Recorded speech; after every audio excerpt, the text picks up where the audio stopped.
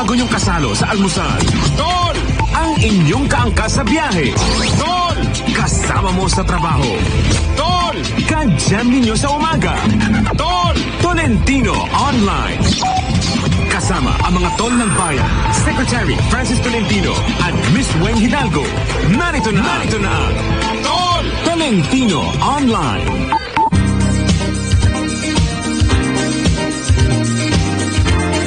Good morning mga tol! 6:01 na po ng umaga. Ngayon po ay January 7, 2019. Nasa ikalawang linggo na po tayo ng 2019. Kumusta po ang inyong weekend? Uy, happy Three Kings pala, no? Happy Three Kings. Tama. Kahapon yung Three Kings. Kayo po ba ay naka-get over na sa Pasko? At sa pag-celebrate ng New Year, nagpa-check up na ba ng mga kolesterol? At kayo po ba ay nakapagligpit na ng mga dekorasyon? Pero nung weekend meron pang mga pailaw, marami pang pailaw sa mga pasyalan. Ayan. So siguro, ayan, malapit-lapit ng magligpit ng mga dekorasyon na yan. Makakapagtipid na ng kuryente dun sa mga shopping malls. Opo, good morning at good afternoon naman at good evening sa mga tol natin na nakatutok sa iba't ibang sulok ng mundo, sa lahat ng Pilipino na nariyan sa North and South America, sa Africa, sa Europa, sa Asia, at sa Middle East. At of course, sa Luzon, Visayas at Mindanao. Ngayon po ay Lunes ng umaga. May pasok na lahat, mga estudyante at mga empleyado, kasi nung isang linggo, 'di ba, may pasok na nung January 2. Pero ang government wala pang pasok. So 3 and 4, Thursday, Friday, medyo ipit pa 'yan. Pero medyo maluwag yung trapiko nung mga nakarang araw na 'yon. Pero ngayon, siguradong back to reality tayo. Okay. Yung mga ate at mga nanay natin dyan sa bahay, kayo po ba ay naglilinis na? Yung mga papasok na mga alas 8, alas 9, nakabangon na ba? Mag-unat-unat na, magligpit na ng pinaghigaan. At syempre, wag makalimot na magpasalamat sa biyaya ng buhay ngayong araw na ito. Pero syempre, stretching tayo.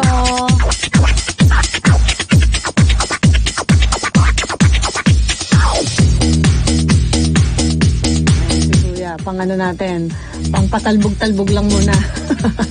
Bago magwalis-walis ng bahay, magluto, ayan, yung mga nagmamadali dyan, napapasok na sa eskwela, sa trabaho, ay huwag kalimutan kumain. At syempre, yung mga tol natin na nandyan na sa kalsada, ingat po sa pagmamaneho, maging mapagbigay po tayo, huwag po iinit ang ulo, okay? Ang ating tol na si Francis Tolentino ay paparating na rin maya-maya lang. At sinabi naman niya na dadating siya dito ngayon. Kaya wag po kayong maiinip. Maya-maya nandito na rin siya. Yung ating birthday boy. So magsimula na po tayo ng ating balitaan. Ito. Alam niyo po ba ang pinakamalaking magaganap ngayong linggong ito? Yung po yung para sa mga Katoliko, yung pista ng Poong Nazareno, yan po yung sa Quiapo. So, inaabangan po yan po ay sa January 9, sa Wednesday. So, marami pong mga Pilipino ang siguradong dadalo dyan, yung mga namamanata. Diba? So, ito po yung balita ngayon dito. Ikinasana ng Manila Police District o MPD ang mahigpit na seguridad sa pagdaraos ng traslasyon. Sinabi ni MPD Director Senior Superintendent Vicente D. Danao Jr. na simula ngayong araw ng Lunes ay bawal na ang pagtitinda sa paligid ng Quiapo Church at mga lugar na pagdarausan ng traslasyon. Aniya, hindi lamang tambak na mga basura ang idudulot ng mga nagtitinda, kundi ang posibilidad na maging sanhi ng disgrasya ang pagkakaroon ng mga paninda sa lugar na dadagsain ng milyong deboto tulad ng mga balat ng prutas at mantika ng mga street foods na nakadudulas at makakapaso pinagbalutan ng mga pagkain, mga steak na maaaring makasugat at makatusok, mga bote ng soft drinks at iba pang inumin. Isa pa upang mas maluwag ang lugar na daraanan ng debotong nagnanais na makahawak sa andas. Ngayong araw ang gagawing pagbabasbas sa mga replika na sasama sa prosesyon, habang bukas, January 8 ng umaga ay sisimula ng pahalik sa Quirino Grandstand. Pagsapit ng alas 5 ng madaling araw ay mahigpit ng ipagbabawal ang pagbibitbit ng mga armas at iba pang deadly weapon. Gayun din ay ipatutupad na ang firecracker ban, pagbibitbit ng mga backpack at mga dekolor na canister at water jug. Pinagbigyan naman ang kahilingan ng mga deboto sa pahalik sa Quirino Grandstand na huwag nang ipatupad ang paghihiwalay sa mga lalaki sa pila dahil nahihirapan unong magkita-kita. Ang ikalawang pila ay para sa persons with disabilities at matatanda. Epektibo ngayong alas 6 ng gabi ay ipatutupad na ang liquor ban hanggang sa buong panahon ng traslasyon. Sa pagsapit ng alas 4 na madaling araw sa January 9 naman ay magkakaroon ng morning prayer bago umusad ang prosesyon pabalik sa Quiapo Church. Sa traslasyon, pinayuhan ng mga otoridad na huwag nang magsama ng mga bata, matatanda, may sakit at mahihina ang katawan, pati na rin buntis. At sa halip ay dalhin lamang sila sa ligtas na lugar upang hindi mapahalo sa dagsa ng deboto. Hindi rin papayagan ang pagsusuot ng sombrero upang makita ang mga mukha ng deboto at maiwasan ang pagsita ng mga pulis na sa inaakalang may kahina-hinalang kilos. Ayon pa kay Danao, noon pang Nobyembre na makipag-unayan sila sa Philippine Coast Guard para sa no-sail sa Manila Bay na malapit sa traslasyon at sa iba pang ahensya tulad ng no-fly zone at telcos, no signal sa mga lugar at malapit sa pagdaraos ng traslasyon sa Maynila. Maging mga establishmento, particular sa mga matataas na gusali, ay nakipag-ugnayan din ng MPD para sa seguridad upang matiyak na walang magagamit na matataas na lugar ang sinumang nais manggulo o maghasik ng karahasan sa tradisyonal na aktibidad na ito. Ayan. So, ang alam ko po, magkakaroon ng signal jamming doon sa mga dadaanan ng traslasyon. So, hindi lang po yun doon sa kalsada, medyo ilang meters din po ang aabutin yan. So, kahit hindi po dadaanan yung lugar ninyo ng prosesyon, baka po kayo mawalan ng signal dahil medyo malawak yung gagawing pagpatay ng signal. Pero doon lang po yun sa oras kung kailan nariyan na o paparating na yung prosesyon. Yun lang po. Kung halimbawang pinatay doon sa Quirino Grandstand, pag nakaalis na doon, ibabalik din po yung signal doon. So yung mga dadaanan lang. Ang tanong dito gaano naman kaya kahaba ulit itong traslasyon na to, kasi nung mga nakaraang taon, 'di ba?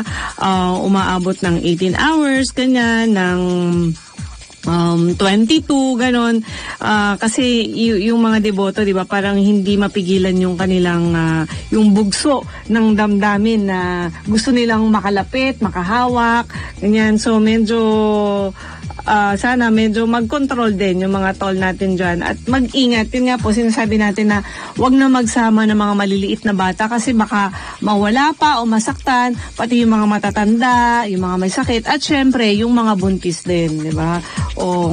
At sana yung talagang mga namamanata yung talagang tawag dito, yung bukal sa kanilang kalooban, hindi yung napasama lang sa barkada, lalo na may mga kabataan ngayon, di ba, na sumasama na sa ganyan, sumasampa, mga babae, ganyan. At, di ba, nakapaa sila. Pero meron ding ibang mga nakainom na bago pumunta doon. Kasi mas malakas daw sila.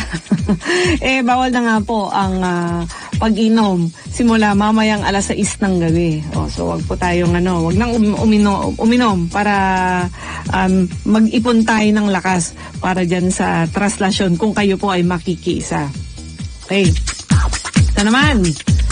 Balitang Usman, umabot na daw sa 126 na katao ang nasawi, habang 75 naman ang nasugatan at 26 ang nawawala pa sa Bagyong Usman na nanalasa sa bansa noong Kapaskuhan. Samantala, mahigit sa 4 na bilyong pisong halaga naman sa agrikultura at infrastruktura ang nasira. Sa ulat ng National Disaster Risk Reduction Management Council o NDRRMC, umabot sa 4 million mahigit ang napinsala o 4 billion ang napinsala na nasabing bagyo, kung saan 948 million dito ay sa agrikultura at 3.3 billion sa infrastruktura. Ito ay dahil umabot sa 215 na lugar ang binaha, habang kabilang din dito ang Calabarzon, Mimaropa, Regions 5, 6 at 8. Dahil din sa bagyo, kaya lumikas sa kanilang mga bahay ang may 13,000 na higit na pamilya at pansamantalang sumilong sa may 125 na evacuation centers, habang 19,000 naman ang apektadong pamilya ang nanatili sa kanilang mga lugar. Meron namang 9,000 higit na tahanan ang nasira ni Usman dulot ng malakas na hangin, ulan at mga landslides sa naturang mga lugar. Doon po sa mga nais tumulong at magpadala ng kanilang mga ayuda, makipag-ugnayan po sa DSWD o sa mga foundation ng mga pribadong kumpanya para maipadala nyo po yan. Kawawa naman yung mga toll natin doon. Sana yung 26 pang nawawala, makita na kasi syempre kung ikaw binagyo, nawalan ka ng bahay, hindi ka makapagtrabaho, tapos namatayan ka, tapos meron nga pang nawawalang kamag-anak, 'di ba? Ang hirap noon, napaka-traumatic noon para sa pamilya. Kaya sana ipagdasal natin sila diyan sa mga lugar na naapektuhan ng bagyong Usman.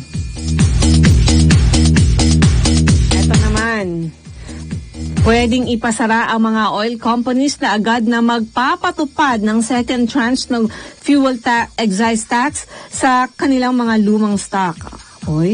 Ayon kay Finance Assistant Secretary Tony Lambino, pwede lamang ipatupad ng mga oil companies ang ikalawang bugso ng excise tax kung ubos na ang kanilang 2018 inventories. Etong sabi niya, kung talagang hindi ka sumunod sa batas, may administrative sanctions katulad ng pagpapasara ng negosyo, pagbawi po doon sa license. Ayan ang sinabi ni Lambino. Pwede rin daw na magkaroon ng criminal liabilities katulad ng estafa. Kaya sana daw po inaasahan ng DOF na lahat ay susunod. Kaya mahigpit na pinababantayan ng gobyerno mga gas stations dahil may ilang reklamo sa mga ito. Kung lumang stock tapos ibebenta mo ng mas mataas, humanda po kayo daw po ay pwedeng kasuhan. Pero sinasabi, di ba, baka magtataas ng ng presyo ng gasolina ng mga piso. Wala pang announcement kung kailan, pero di ba nagbaba noong nakarang taon, so babawiin na po yung ibinaba. Bawi na. Ihanda na natin ating mga bulsa. So kaugnay naman ng balita doon sa pagpatay kay Congressman Rodel Batocabe. Sinasabi dito na binawi na ng Lakas Christian Muslim Democrats, CMD, ang kanilang party nomination kay Daraga Mayor Carlwin Baldo. Ang Lakas CMD ay isang major political party na kaalyado ng Administrasyong Duterte. Ito'y kasunod na rin ng pagtukoy ng pulisya kay Baldo bilang mastermind sa pagpaslang kina Ako Bicol Party List Representative Rodel Batocabe at police escort nitong si SPO2 Orlando Diaz. Sa kanilang liham sa Comelec Law Department na may petsa noong January 3, sinabi ni Bautista Butch Corpin Jr., Executive Director ng Lakas CMD, na binabawi na ng partido ang Certificate of Nomination and Acceptance na kanilang ibinigay kay Baldo na naglalayong tumakbo bilang alkalde sa Daraga sa darating na Mayo. Itong sabi sa letter, please be informed that Lakas CMD is revoking the CONA issued to Mr. Baldo. Hence, Mayor Baldo is no longer the official candidate of Lakas CMD for the position of Mayor of Daraga. Yan, ang nasabing liham ay ipinadala rin sa Provincial Election Supervisor at Municipal Election Officer ng Albay at Daraga. Nangako naman ng Lakas CMD na makikipagtulungan para maging malinis, maayos at mapayapa ang May 13, 2019 elections kahit na inaasahan na magiging mainitan ng laban ng mga kandidato.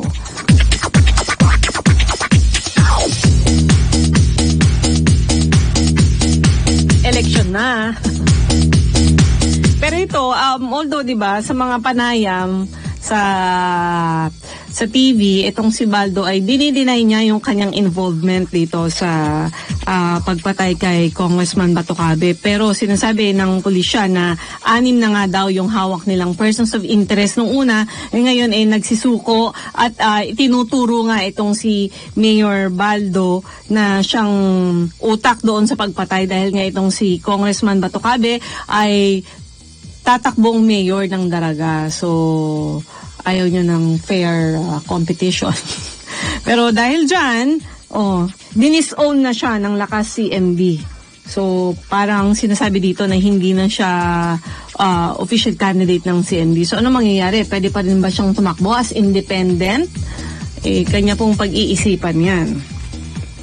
Samantala, may ugnayan at direktang komunikasyon ng National Union of Journalists of the Philippines o NUJP kay Communist Party of the Philippines o CPP founder Jose Maria Sison. Isiniwalat ni RSV, dating miyembro at organizer na ang NUJP ay parte umano ng isang kolektibong unit sa pangunguna ng political officer ng CPP.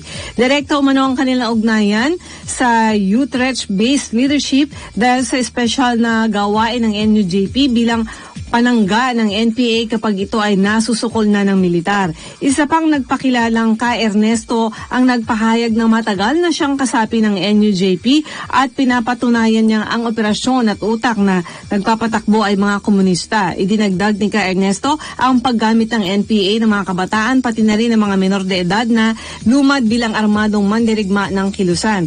Kaya niya siya tumiwalag sa samahan ay dahil hindi na niya masikmura ang patuloy na paggamit ng kabataan na sumapi sa kilusan kahit na alam niyang ang kahihinatnan ng mga ito ay kamatayan o kulungan. Una nang pinabulaanan ng NUJP ang akusasyon na sila ay legal fronts ng CPP, NPA, NDF. Ano nga ba ang totoo? Pero kasi di ba itong NUJP, sila rin po yung parang tumatayong boses ng mga journalists doon sa lahat ng mga mamahayag, yung lahat ng karapatan ng mga journalists, ipinaglalaban nila yan.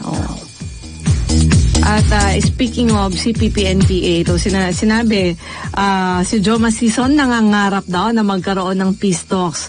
Yan ang sinabi daw ni Defense Secretary Delfin Lorenzana matapos sumangayon si Sison na sa pahiwatig ng Pangulong Duterte na bukas siya sa peace talk sa mga komunista. Ayon kay Lorenzana, kaya lang gusto ni Joma Sison na matuloy ang peace talks ay para magkaroon pa rin siya ng saysay. Wala kasi aniyang nangyayari sa pagsulong ni Sison ng pagpapatalsik sa Pangulo sa pwesto dahil sa kanyang popularidad. Pero nilinaw ni Lorenzana na may mga kondisyon ng Pangulo kung matutuloy man ang peace talks. Kabilang dito ang pagtigil sa pag-atake ng NPA sa mga tropa ng pamahalaan at sibilyan, pagtigil ng panununog ng mga pribadong ari-arian, pagtigil ng pangingikil sa Pilipinas at sa Pilipinas isagawa ang peace talks. Dagdag ni Lorenzana sa kanyang personal na pagtaya, malabo na matuloy ang peace talks sa nalalapit na hinaharap o sa near future dahil hindi nagpapakita ng sinseridad si Sison.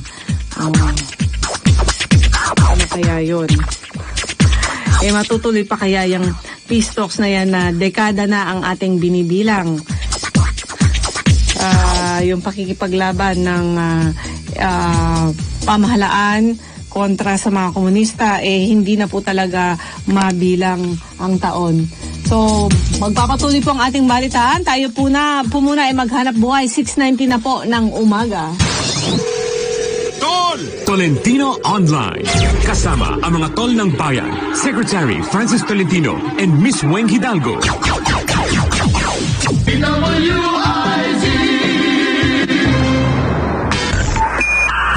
Muli nating balikan ang Tolentino Online. Kasama ang mga tol ng bayan, Secretary Francis Tolentino at Miss Weng Hidalgo.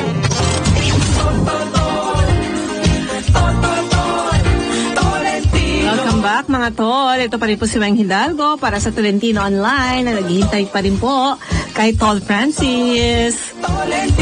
So, patuloy po ang ating balitaan. Ito kaugnay pa rin po nun sa Batocabe case, no? Dalawa pa daw suspect sa pagpatay kay Ako Bicol Representative Rodel Batocabe ang sumuko kahapon. Inanunsyo ni PNP Chief Police Director General Oscar Albayalde na magkasunod na sumuko sina Danilo Muelia alias Manoy Dan at Rolando Arimado alias RR. Bandang 1:00 na madaling araw nang sumuko si Muelia habang dakong 7:00 ng umaga kahapon nang sumurrender naman si Arimado sa Masbate. Dahil dito, 6 na suspect na ang hawak na ngayon ng PNP. Ayon pa kay Albayalde, si Arimado ay isang rebel returnee na nagsilbing lookout at backup gunman sa pagpatay kay Batocabe.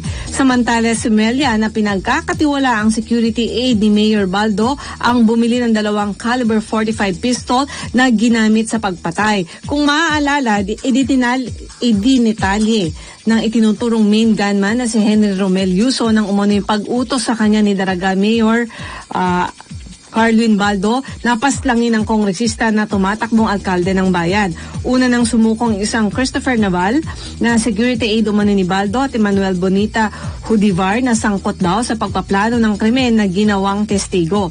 Naaresto na rin kamakailan ang 2 driver ng getaway motorcycles na sina Emmanuel Roselio at Jerwin Babor. Ayon kay Albayalde, tanging si Mayor Baldo na lamang ang wala pa sa kustodiya ng pulisya dahil hinihintay pa nila ang pagpapalabas ng warrant of arrest bago ito arestuhin.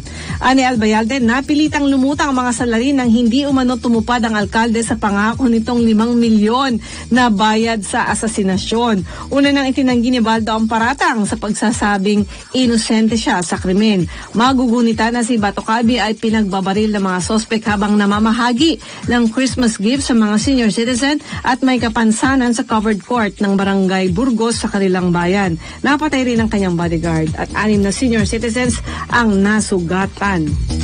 Ayan. Maraming development, diba?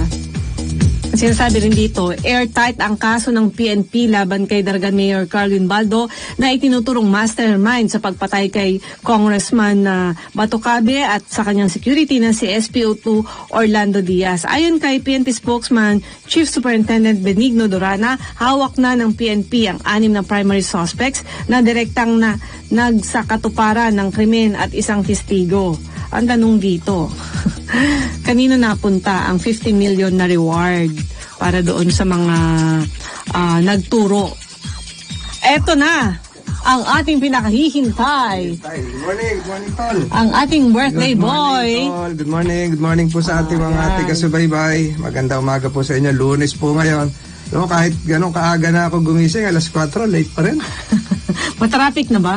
Meron na sa may Guadalupe, sa may Magallanes. So maganda umaga po sa ating mga tol na 2019 na ngayon. 2019. So na-discuss mo na lahat ito. Tol, lahat ng paghahanda sa translasyon. Yes, at saka yung tungkol dun sa kaso kay Anong kaso? Kay Mayor Baldo. Yung dahil dito sa pagpatay kay Congressman na Batocabe. Ayun, oo. Kasi galing din ako sa Bicol nung kailan ba yun? January 4. Yung aerial inspection kami ng Pangulo doon sa mga landslide area sa Tiwi, sa Camarines Sur at bahagi ng Camarines Norte. So ang pinaghahandaan ngayon, Tol, ay yung translasyon. Oo, sa Wednesday.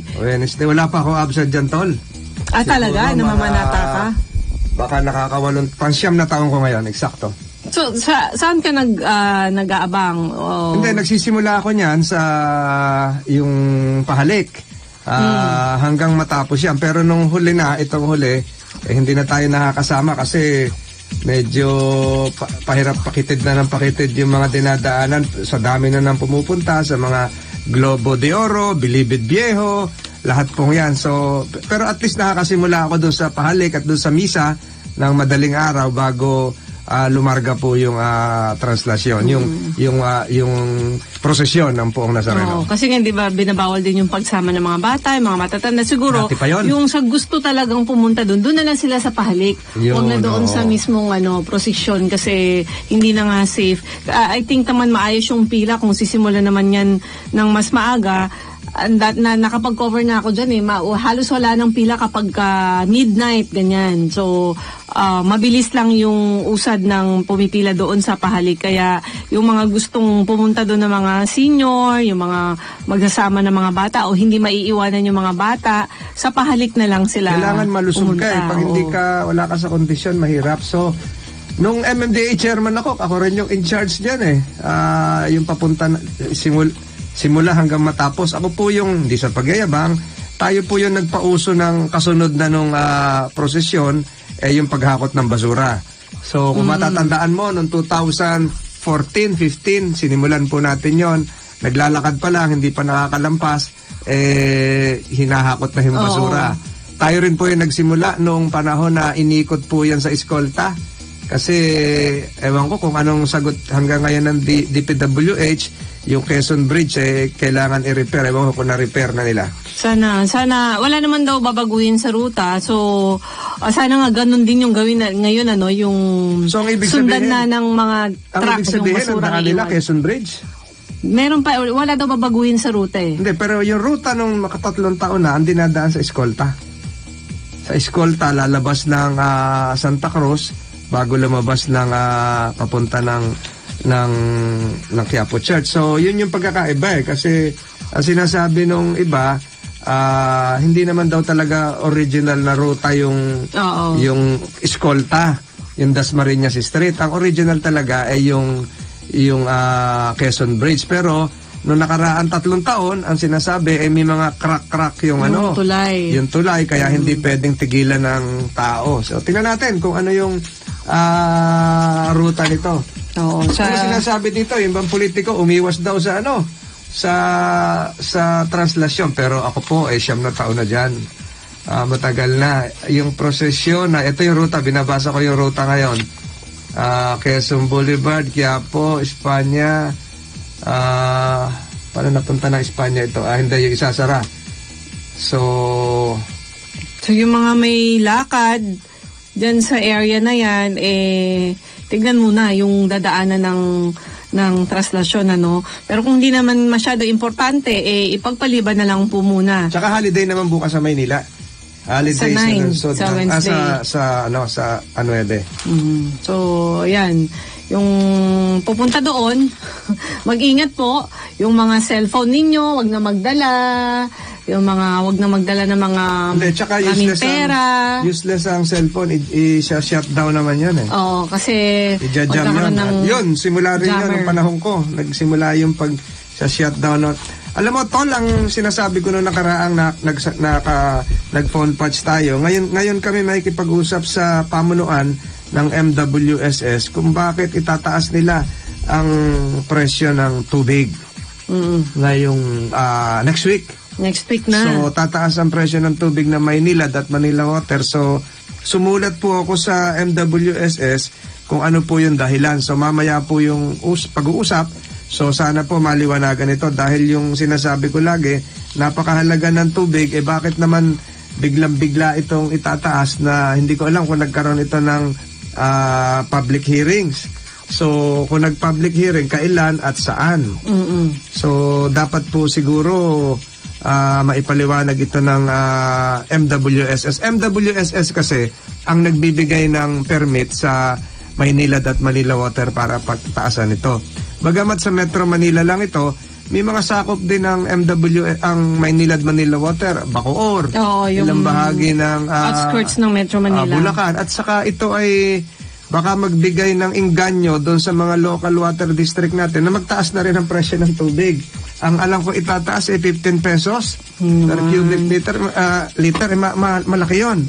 Malaki yun. So, wala naman po sigurong dahilan ito na itaas na gaya ng mga gasolina dahil hindi naman po galing ang tubig sa Middle East. So, malaman natin mamaya at i-report ko po sa inyo yan sa Webes. Sa Webes, ayan. Kasi napaka-importante niyan. Tayo po ay umiinom, naghuhugas, naliligo, malapit-lapit na rin ng summer. Baka pag itinaas ang tubig, tataas din ang bayad sa mga resorts. Dahil dyan.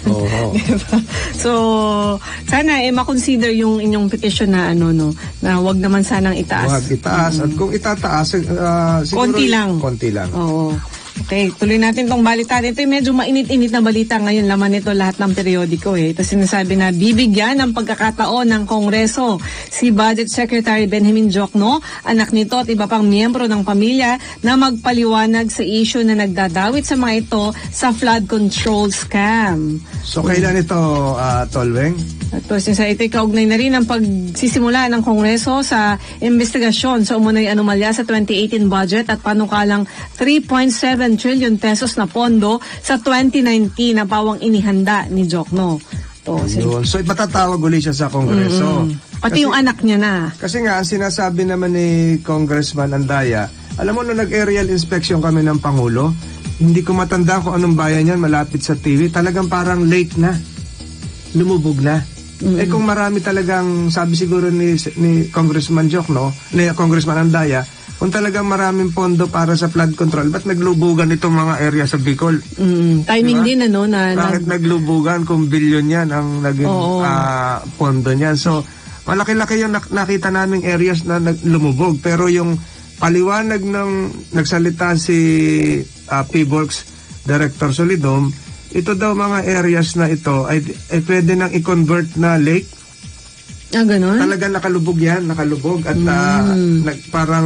parang areas na bumababa siya dahil may mga fault line, pwede na raw daw i-convert na lake. So yun yung mga napag-usapan doon sa NDRIMS meeting sa Pili, Camarines Sur nung January 4. Parang tiniming din na mainit yung usapan tungkol dyan sa pondo, sa flood control sa lugar na tapos binagyo at binaha, parang nakita talaga. Mahigit 100 ata ang namatay dahil sa landslide at sa pagbaha. Yung baha talaga may damage sa agrikultura. Ang sinasabing damage sa agrikultura ngayon ay 4.2 billion. Ang nasawi ay 126. Tapos may nawawala pa na 26. Yes, so napakalungkot niyan dahil kapapasok lang ng bagong taon.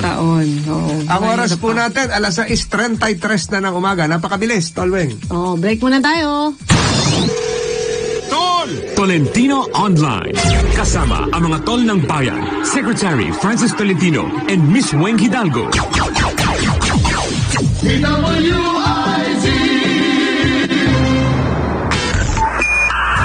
Muli nating balikan ang Tolentino Online. Kasama ang mga tol ng bayan, Secretary Francis Tolentino at Miss Weng Hidalgo.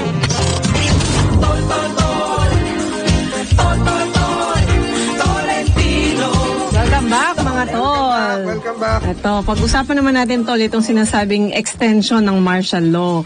Sabi, kumpiyansa ang palasyo ng Malacanang na ibabasura ng Korte Suprema ang mga nakabimbing petisyon para ipahinto ang ikatlong martial law extension sa Mindanao. Ayun, ayon kay... Kasi meron ng president yan nagdesisyon na dati ang Supreme Court tungkol dyan at alam mo, napapanahon, Tolweng, kasi January 21 yung plebisito ng Bangsamoro Organic. Hindi napapag-usapan yan.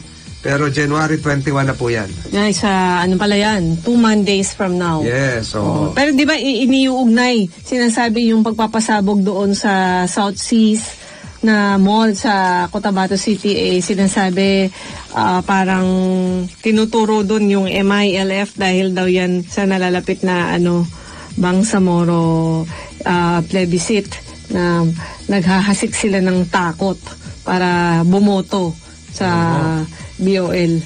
Ayan. So, sana naman maging maayos yan. Pero tinanggi naman yun ng MILF. Hindi daw nila kailangang gawin yun dahil tiwala sila na marami ang pumapabor sa Bangsamoro law. Ayan. Pero sinabi ni Presidential Spokesperson Salvador Panelo, tiwala silang mababasura lang ang petisyon na inihain ni Albay District 1 Representative Edsel Lagman. Ani Panelo, ang grounds na inilahad ng mga miyembro ng oposisyon para questionin na muling pagpapalawig sa batas militar ay kapareho lamang ng nasa una mga petisyon na ibinasura rin ng Korte Suprema. Oo, pareho din. So, noong February 2018, ibinasura ang kataas-taasang hukuman ng mga petisyon. So, yan. Tapos sinabi rin ni Panelo na ang rebelyon ay hindi masusolusyonan sa iisang gabi lamang, kaya't kailangan ng pagpapanatili sa martial law para sa kaligtasan ng publiko. Marami naman ding mga taga Mindanao na pabor dyan Hindi ba? Ikaw, lagi kang nagbabiyahe. So, ako, nandun din ako minsan sa Mindanao. Pero, parang wala lang di ba? Wala, ano lang yun. Pangkaraniwan na lang. Oo. Nasasanay na rin yung mga taga roon. Ilang taon na nasa martial law ang Thailand? Ilang taon na nasa martial law ang Thailand? Ang Thailand, isa sa pinakamaunlad na bansa sa ASEAN. So wala naman nagrereklamo. Hindi lang martial law sa Thailand, junta pa. General lang namumuno. So, palagay ko, ibabasura ng Supreme Court yung petition na yan. Kasi maganda naman din yung nadidisiplina yung mga tao. Dito sa atin kasi maraming medyo pasaway na, nasanay sa mga night out na hanggang madaling araw, ganyan. So, medyo umaalma doon. At medyo natatakot lang din sila dahil nga daw sa nangyari noong Marcos regime. Natatakot sila na umabot uli sa ganun, itong martial law.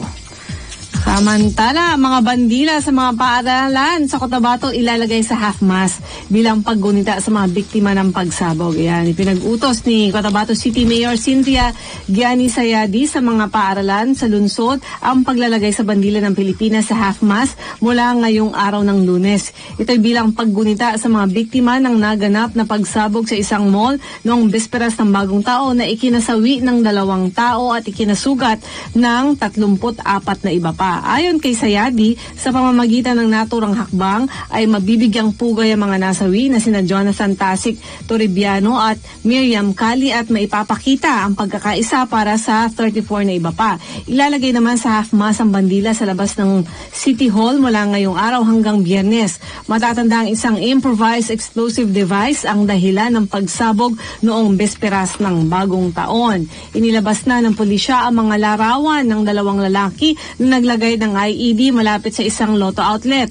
May alok ang city government na 500,000 pesos para sa sinumang makapagbibigay impormasyon tungkol sa mga suspect. Ayan. So, ayan na.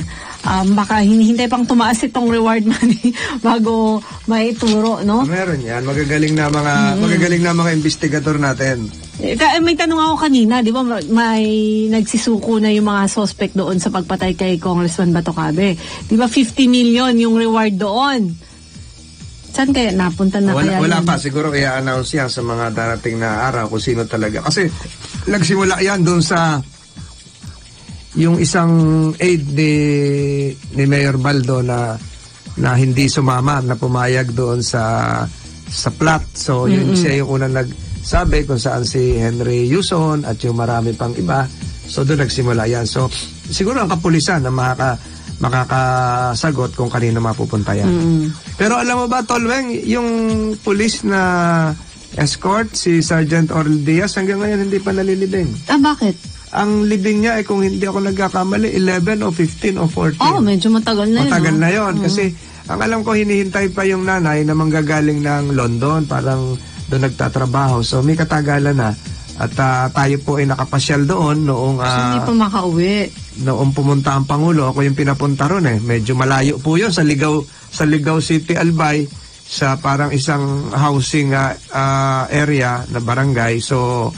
yung kabataang anak niya ay 3 taong anyos lang gulang. So yung panganay 14 o 13. So hindi pa maliliit pa yung anak at talaga nakakalungkot yon.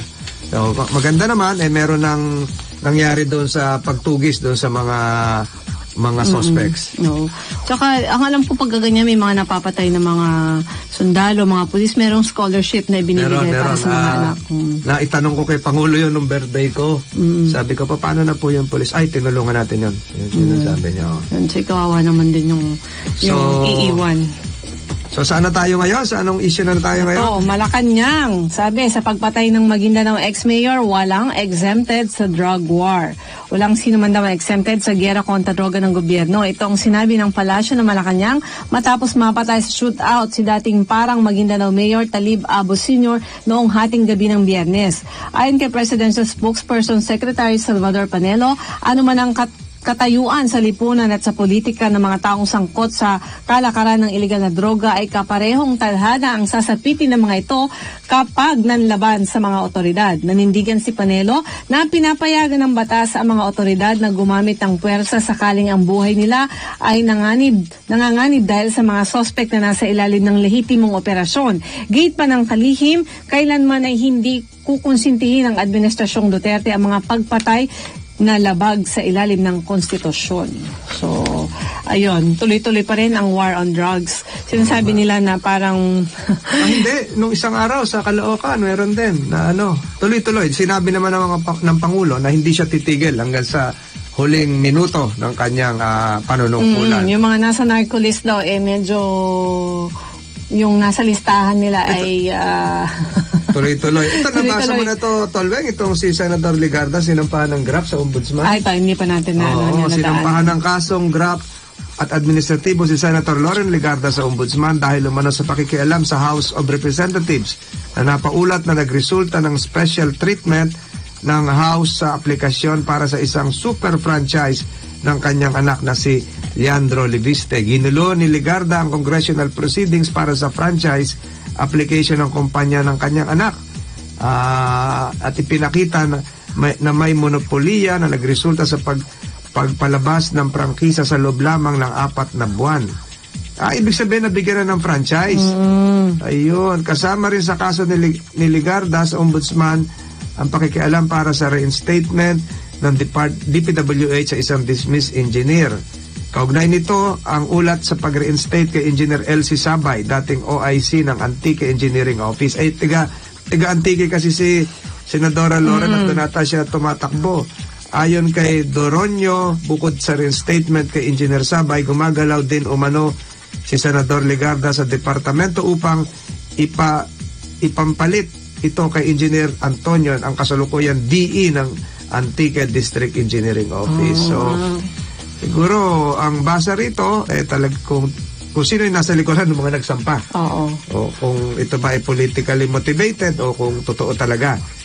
Pero, yung sinasabi rito ay yung franchise ng kanyang anak. Yung siguro, solar mga solar ito. Solar para sa bayan. Gano'n ba katagal ang ang pag-a-apply? Kasi dito kung 4 na buwan, hindi ba na yun? Masyado nang matagal yung 4 na buwan? Hindi ko alam. Pero iba siguro matagal. Yung iba nakabinbin.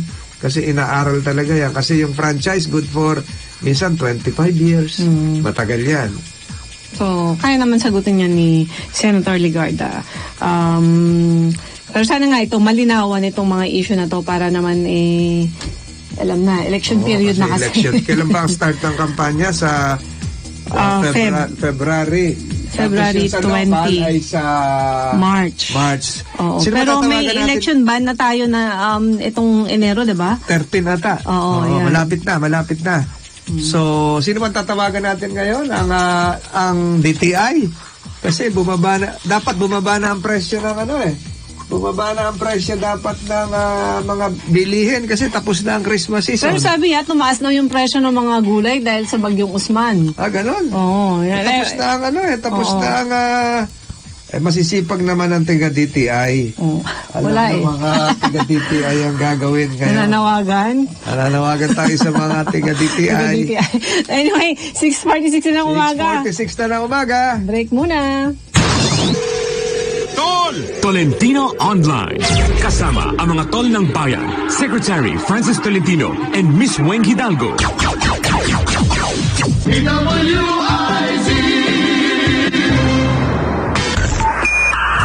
Muli nating balikan ang Tolentino Online. Kasama ang mga tol ng bayan, Secretary Francis Tolentino at Miss Weng Hidalgo.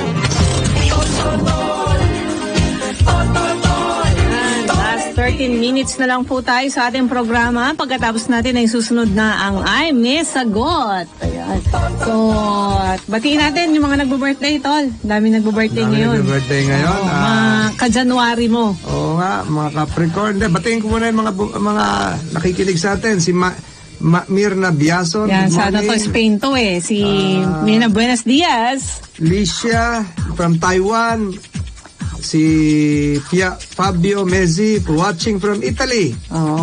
Si Ian Keys, good morning. From Canada. LA, ito si Ian. Si Angel Balagtas. Mon Samson, mabuhay ka. Good morning, Kuya Mon. Good morning, Alexander Vergara. Happy Fiesta po sa mahal na pong Nazareno.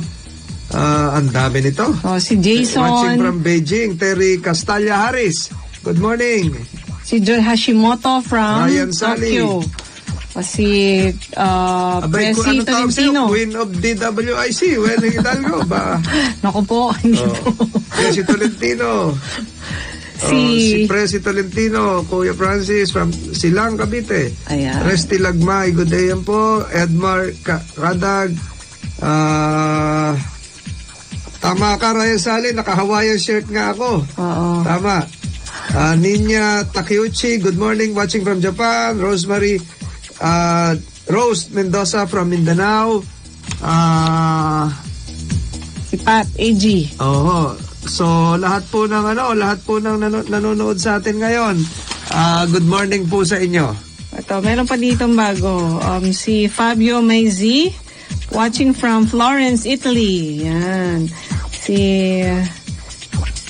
Ang daming nagla-like dito sa ating programa. Si Bernadette Chuachinko, kindly greet my husband Jeffrey Versosa Chuachinko. Ayan, hello daw po sa San Jose del Monte, Bulacan, watching right now. Ito, may nagbe-birthday dito yung apo ni Mirna Biazon. Sabi niya, pabati, happy birthday sa aking apo si Micaela Shane Carrera dyan sa Dagupan City. Yan, happy birthday sa apo ni Miss Mirna Biazon. Happy birthday. Ito, birthday din ni Barangay Secretary Lani Tantoco ng Magallanes, Makati. Si Barangay Chairman Joel Del Rosario ng Barangay Pinagpaanan, Talavera, Nueva Ecija. Si Barangay Kagawad Apolinario Lanzona ng Barangay 1, Laur, Nueva Ecija. Si Barangay Chairman Arnaldo Mendoza ng Barangay Lumbreras ng General Mariano Alvarez, Cavite. Si Kagawad Ronald Rudio ng Barangay San Roque sa San Pedro, Laguna. At si Chairman Melchor Moher ng Barangay Palinga, Calamba, Laguna.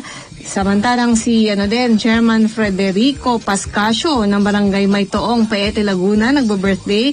At si Barangay Chairman Roldan Castano ng Barangay Buhay, Siniloan, Laguna. Happy birthday po sa inyong lahat. At kay Sharon Coneta, birthday niya kahapon. Pagkapareho pala kaming Tapos sa aking kapatid, sa aking ate, birthday niya bukas. Happy birthday. Happy birthday. Dami nagdiwang ng kaarawan. Ang daming Capricorn niya yan, diba? Ngayon ay Year of the Pig. So, yung ang pig? Hindi ko rin kabisado. Oo sana may makausap tayo dyan na mag-explain yan. Pero anyway, ang colors daw ngayon ay yung medyo bright colors, pero ang color ni pig ay pink. Si Peppa Pig ay pink. Ayan. May humahabol dito. Si Ami Polikit, Ohio, Guzamaiso, nasa Japan siya. Bernadette Chuachinko, thank you daw yan sa greetings. Ayun. So, sa Webes, bali, tol, diba, sa Merkules yung traslasyon. Aalamin natin kung ano yung mga ruta na maapektuhan nito. Kaya, kung ngayon pa lang, meron na ang update ang MMDA. Makakausap na natin si Kid Serdan ng MMDA Metro Base. Good morning, Kid. Good morning. Good morning, sir, ma'am, at sa mga tagapakinig po ng ating radio station. Narito po ang live traffic update ngayong mga oras na ito. Unahin na po natin ang kahabaan ng EDSA southbound lane. Magsisimula po yung pagbagal natin dito sa may Scout Borromeo. Tuloy-tuloy na po yan hanggang Boni. Sa northbound naman po natin, EDSA, magsisimula po yung pagbagal natin dito sa may FB Harrison hanggang Taft Avenue. Ganon din po yung ating Magallanes hanggang Pasay. Ang C5 southbound naman po natin, dito lamang tayo babagal sa may Old Balara hanggang CP Garcia. Ganon din po yung ating Libis hanggang BGC. Sa northbound naman po natin, moderate to heavy tayo mula Levi Mariano hanggang McKinley. Ang Commonwealth westbound naman po natin at makakaranas tayo dito ng pagbagal sa may Regalado hanggang Doña Carmen. Masusundan po yan ng batasan hanggang Don Antonio. Alala lamang po ng ating number coding ay magtatapos sa numerong 1 and 2 at kung may karagdagan po silang katanungan, maaari po tayong tumawag dito sa ating hotline 136. Ito po si Kitseldan, magandang umaga po. Ay, maraming salamat. Alam mo, Tolweng, nakalimutan kong pasalamatan yung ilang umattend doon sa birthday ko na hindi ko nabate. Yung mga tiga-Tingloy, Batangas, tumawid pa ng dagat para makapunta. Yung mayor ng Pandi, Bulacan. Tawid dagat ba yung Tingloy? Tawid Dagat Island yun. Yung mayor ng Pandi, Bulacan, kasama ang vice mayor, lahat ng konser at barangay captains, dumating ng alauna ng hapon. Pasensya na, hindi ko kayo nabate. Yung mga tiga Gumaca, Quezon, na nandoon. Yung mayor ng Candelaria, si Mayor Bonggaling, hindi ko kayo nabati noon. Yung mga mayors po natin sa Cavite, yung mayors po ng 4th District ng Laguna, yung mga tiga Siniloan, Luisiana, Pami, na nagpunta ro, kasama yung mayor ng Bai, si Mayor Bunoy Ramos. Maraming salamat po sa inyong pagpunta. Of course, yung mga governors natin na nandoon, Governor Remulla, Governor Suarez ng Quezon, Governor Hernandez ng Laguna, at si Governor Inares ng Rizal. Maraming salamat po sa inyong pagpunta. At yung Class 93 ng Philippine National Police Academy at ng Philippine Military Academy, salamat sa inyong pagdalo. Ayan. Full force po sila doon. Yes. Noong January 3. So, salamat po. May nagtatampo dito sa atin, Hindi daw dati binasa yung buong comment ni Pat. Ito po yun. Walang masama sa martial law. And Marcos, safe kami noon. Yung mga masasama na ayaw sumunod sa batas ang napapahamak at sinobrahan kasi ng mga mayayabang na adipores na tabako, si tabako ang salary na yan. Ito po yung mga opinyon ng ating mga tol. Binasa naman. Oo.